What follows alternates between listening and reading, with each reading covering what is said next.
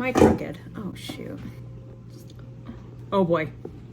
Made it worse. Oh no. Is that okay? Hello. I've decided what I'm gonna do is book reviews and baking. Two of my favorite things. Okay, so how this is gonna go is that I'm gonna bake a baked good that is inspired by a book that I read. And it could be a very literal kind of recipe like this one will be today, and a much more like abstract, or where like I take certain liberties. Maybe it's like the way the book made me feel, or something that was mentioned once in the book that kind of inspired a flavor combination or something like that. And then I will bake the baked good while doing a book review. I will do kind of a beginning summary, and then I will do some more spoilery stuff. And then at the end, you'll get the finished product and my like official rating and kind of wrap up situation. Okay, so this one's gonna be pretty literal because I'm gonna be reviewing the unfortunate side effects of heartbreak and magic, which makes it really easy because there's a lot of baking in this book. And so I'm gonna try to go based on the book and based on that, but not use a direct recipe. There are recipes in this book, which I thought was really cool, but I'm gonna make up my own recipe just based on some of the themes or the things that are frequently used in the book. So in this book, if I remember correctly, like there's so many recipes with peaches.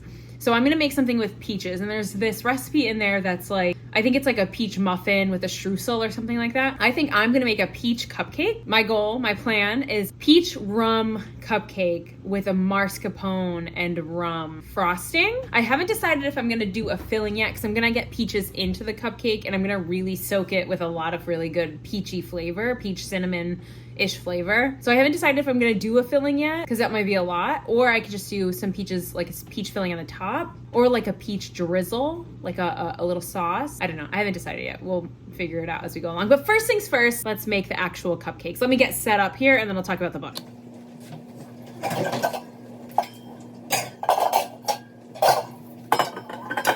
Okay, while I get everything together, oh, I don't know if this angle is good. Is this okay?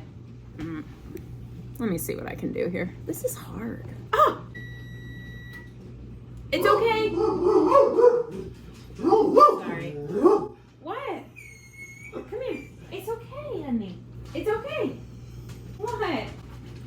It's okay. You okay? Okay.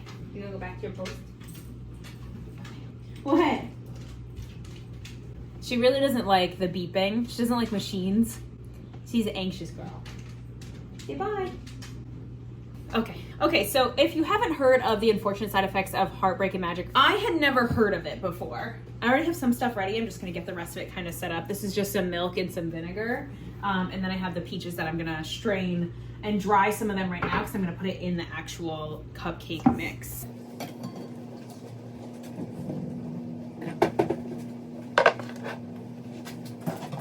So this book is interesting because I think it's actually pretty popular right now, or it became pretty popular recently. But when I listened to it on Libby, and I was just looking for a book that was available immediately to listen to. And I had never heard of the book before, and this was a little while ago.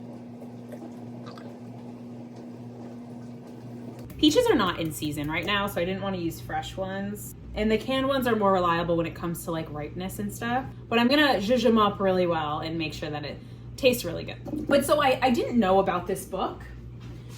I just sort of was looking for something to read immediately. And this book just happened to pop up on Libby as immediately available, which is interesting because when I finished it pretty quickly. Oh my gosh, slippery suckers.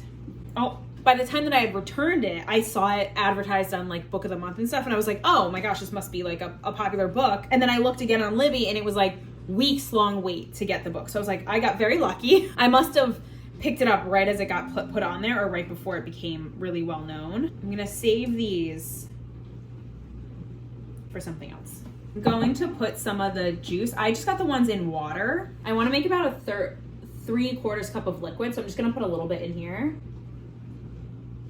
There we go. And I'm also gonna use this juice later on for like a soap. So I'm gonna put these off to the side.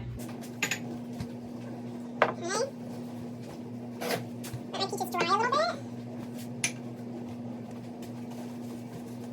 While I do my dry ingredients. So I picked the book because when I read the description, it was advertised as like, what was it? Practical Magic meets Gilmore Girls, which is right up my alley. I mean, that's a killer combination.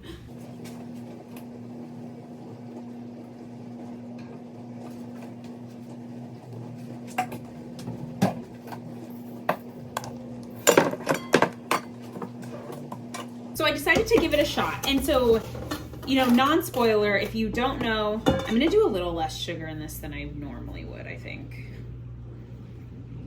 Yeah. So if you don't know, there's this magical family that live in this town. It's very cute. It's very homey, right? It's like very Gilmore Girls, right? And this family's magic, you know, pardon my memory, my recollection, because it's been a little bit since I read it. It's been a couple weeks now. But this whole family, their magic kind of comes at a price. That's like the whole concept, right? So our main character, the author's name is, I think it's Brianne Randall. If I'm wrong, if I didn't say that yet, I'm so sorry. But our main character is Sadie, I want to say Revelaire, because it reminded me of Baudelaire, like from A Series of Unfortunate Events. I think it's Sadie Revelaire. So the whole concept is that Sadie is part of this family, right? And she's a twin, and they all have magic, and their magic, as I said, comes with a price. So like for some people, you kind of learn what the price is for all of them as it goes along. You know Sadie's pretty early on. I'm just putting some butter in with the sugar and the oil.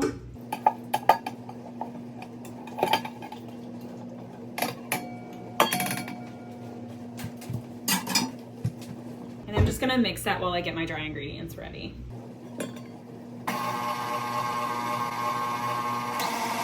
So you learn pretty early on that Sadie, our main character, that her like curse, the price that she pays for her magic is that she's gonna have, I believe it's 4 heartbreaks in her life, like 4 real heartbreaks in her life.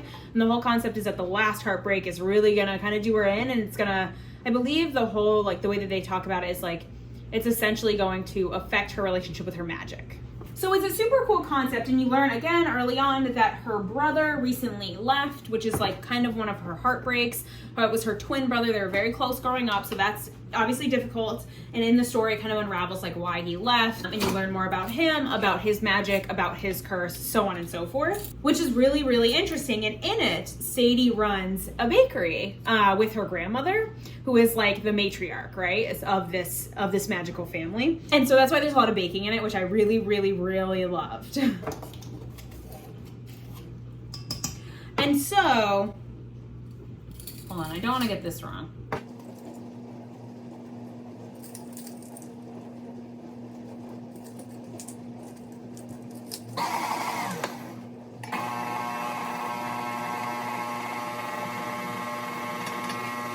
I just realized I forgot to add the eggs, so we're really winging this today.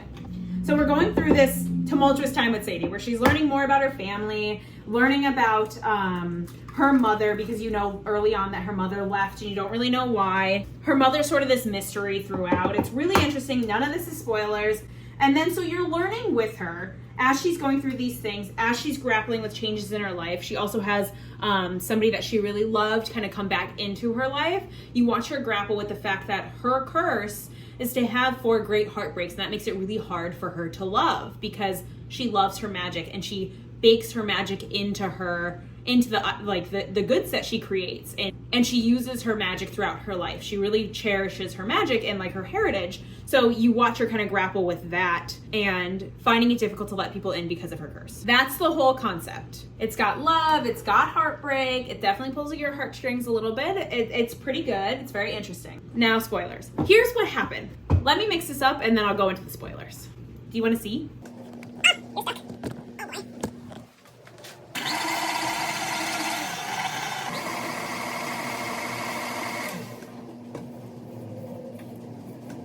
So in the beginning of this book, I was loving it. I was obsessed. I couldn't stop listening to it until about halfway through. And then I still really enjoyed it. For me, the ending and the rest of the book wasn't as satisfying, and kind of the things that happened, I have some thoughts on, which I will share. But other than that, overall, I thought it was a pretty good book. So let me tell you, what about this I didn't love? Actually, maybe I should start with what I did. In the beginning, I thought this book was incredible. And I still think it was really good, but I was obsessed with it. Like, I loved the baking, I loved the concepts. We go through like Sadie's life as she's like having these different dynamics and these different relationships and kind of pushing people away and always keeping them at arm's length. You know, she won't do like a romantic relationship because she's had heartbreak from it and she's nervous about the way it's going to affect her magic. and that pain, of course, like everybody is. The man that she had like been in love with that kind of like left her out of the blue 10 years prior, when he comes back, like I'm baffled, I'm in, I have nothing bad to say. I'm here for the baking, I'm here for the drama, I'm here for the intrigue about like her brother. I thought it was really interesting. I loved watching her magic, and I loved learning about her magic. Like I loved learning about the magical properties of like food and like all the different like magic like nuances and like the things in the Revelair family. I thought it was really cool. Like even like the sweeping, you know, always sweep starting from the door in. I believe that was like one of the things, because otherwise you'll sweep all your luck away. Like I love that. I think that was really amazing and really fun to read. I just almost cut myself. Oh my god. I swear I've done this before. So I enjoyed it. I definitely enjoyed it a lot. Now here's where it got weird for me. When her brother comes back, I also love that. I loved learning about his like curse and his empathy, right? Like that's kind of the whole thing, is that he's like a huge empath, which is really hard to do. And if anybody's empathetic, you know that it's difficult to feel your own feelings, let alone somebody else's. I believe that was like his thing. And it just kept getting stronger, right? And then you find out that the reason it was getting stronger was all of the drama. And then you find out the drama. So then you find out like why her mom left, right? And so her mom left, if I recall correctly, her mom is what's known as an amplifier, right? And so her mother's power is that she makes, it's okay. She makes other people stronger. She amplifies other people's powers, which is obviously like a dangerous game in terms of like a villain story, right? Like people with magic that are trying to use it for bad are going to be drawn to amplifiers to make their magic stronger. And so we know that that's what happens, and that this man does awful things to their mother. Horrendous, awful things to their mother. Crazy that her curse of being an amplifier, right, is that she can't have children. So then this man, of course, manipulates her into being able to have kids, then gets her pregnant, not consensually, right? Crazy. I'm in. This is horrible. It's tragic. It's so sad. And then you find out that grandmother killed him. I was like, Grandma! Right? Like life for life to save this kid, because she knew that the child wouldn't survive, just to find out it was twins. So then she's kind of holding the balance, right, in her hands for all of these years. And then she gets sick. And that's how you find out that her illness like happened before Sadie found out, because her brother had started to feel it, and that's why he left, but he obviously didn't know. Insane, right? Crazy. Here's where it starts to get me. I was in for all of this. Intrigued, couldn't wait to see what happened. I hope these turn out good. Give me 2 seconds to clean up a little bit. Okay, I got distracted and I'm going against all the baking rules right now, just ignore me. But I thought it was fascinating and I was super in until the weird stuff started happening. And the weird stuff for me was when it was like, what happened? Oh, so the man that Sadie was like in love with, right? Like, first of all, being inappropriate. Like, he shouldn't be spending that much time with Sadie. He's literally engaged, which you don't know because he keeps trying to tell her a secret, but won't tell her because they keep getting distracted. This whole time you're like, come on, just tell me. Oh gosh. This whole time you just want to know. And I hate like the miscommunication trope already in general. And I hate like when there's a big secret and like we're almost close to getting it, but don't get it. It drives me nutty. But it's fine, it's fine. Anyway. And so we find out, right, that he's engaged. I believe, is his name Ryan? I believe that's his name, I don't remember. But you find out that he's engaged. Not only is he engaged, but he doesn't even really like her, right? And he's like kind of saying that, which again is just, there's a lot of bad juju there. There's a lot of bad things going on. So you find out that he's engaged, and that he is with child. All right, and I'm like, well, how is this gonna resolve? And I'm like, there's no way she's actually pregnant. She's gotta be lying or something, right? Correct, she is lying, which I also don't like just as a trope. I don't know, it didn't sit right with me. It didn't sit right in my soul, the whole concept. It was not an enjoyable trope for me, that's for sure. I was like, okay. And the fact that like he was still entertaining Sadie the whole time and just, sir, what are you doing? Like, that's not sustainable. It was just, I don't know. And then here's the biggest thing that got me. Like, was that annoying and frustrating? Yes, definitely a little bit frustrating, right? What got me the most was that when her grandmother is really sick, right, and she's going to pass. And then she passes, I believe that she passes and like leaves Sadie a note or something like that. The note clearly is implying, it says something along the lines of, oh. And so you find out that because of this imbalance, when the grandmother dies, one of the twins is going to die. Because one of the twins wasn't supposed to be born. They didn't know it was twins. The grandmother only accounted for one life. So you know somebody's life has to be taken. There's this imbalance. So you know one of the twins is going to die. And so when the grandmother dies, Sadie gets left this note. Because they figured out now that, like, the twin that's going to die is the brother. So the grandmother leaves this note and is like, you can save your brother. Because she's trying, obviously, desperately. They're trying desperately to save him.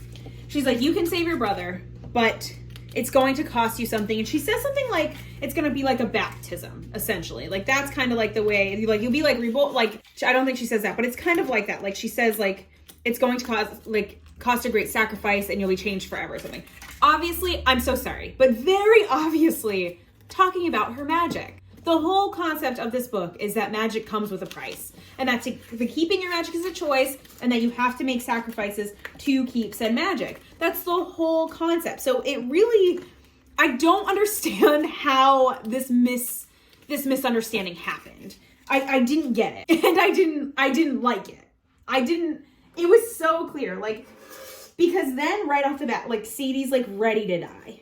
Like, she's so ready to die. When, like, obviously that isn't what the grandmother was saying. That was, like, so clear. It was just, very frustrating for me to read. I was like, come on. So then when she tries the sewer side, I was ready for the book to be done. I was already listening to it really fast because I was excited about it. And at that point, I was pretty over it and ready for it to be completed. So she tries the sewer side. I'm gonna add one more cupcake in this corner. That'll be fine. I just kind of spread them out because it helps with, like, the even baking, I guess. So if I can, I like to spread them out. If I can't, no big deal. So I just didn't like that. And I guess, like, I don't know, there's something about, like, that martyr concept, or that, like, deliberate misunderstanding to make yourself a martyr. That really bothers me. I don't love it. It felt like deliberate misunderstanding, and I don't like that. Like, Sadie, you knew what she was saying. Everybody knew what she was saying. It was very obvious what she was saying, that you were going to have to probably lose or greatly sacrifice your magic. Horrible, but to save your brother, is it the worst thing? Maybe for you it is hard. Yes, I totally understand that, but you knew you didn't need to die. Okay, I'm gonna pop these in the oven. I'll be right back.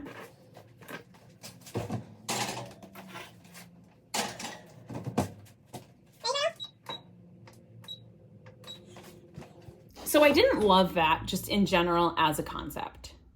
And that really got me. That's when I really was like, okay. That's when the book, I think, went downhill for me, when there was, like, that deliberate misunderstanding. And it was so dramatic. And then, you know, like, the guy that she's in love with, like, finds out that everything was a lie with this other woman. And I didn't love it. It did give off Gilmore Girls in, like, the dramatics, I suppose. But there was just, like, some things that I think are too far. Like, the deliberate misunderstanding of this letter. I'm gonna let those cupcakes bake. I'm gonna take them out and let them cool. I'm gonna make, like, a little syrup to kind of go on top, like a rum peachy syrup to soak them. And then I already have my mascarpone coming to room temperature, and then we'll make the frosting, cover it, and then I'll finish talking. For you, it'll be like a second. Okay, final thoughts while I finish up these cupcakes.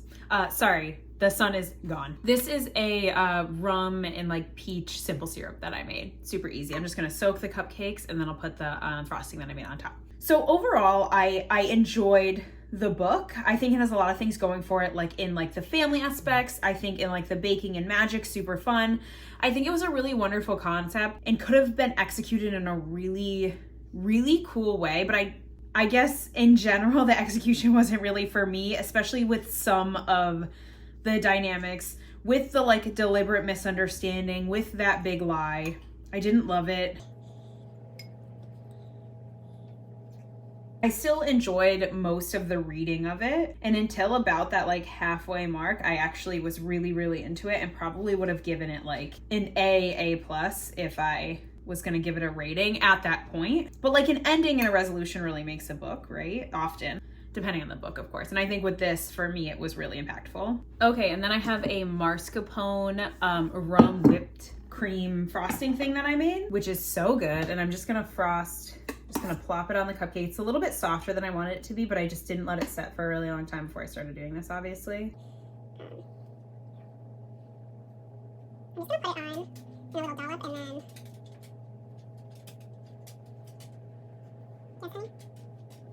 She is a frosting girly.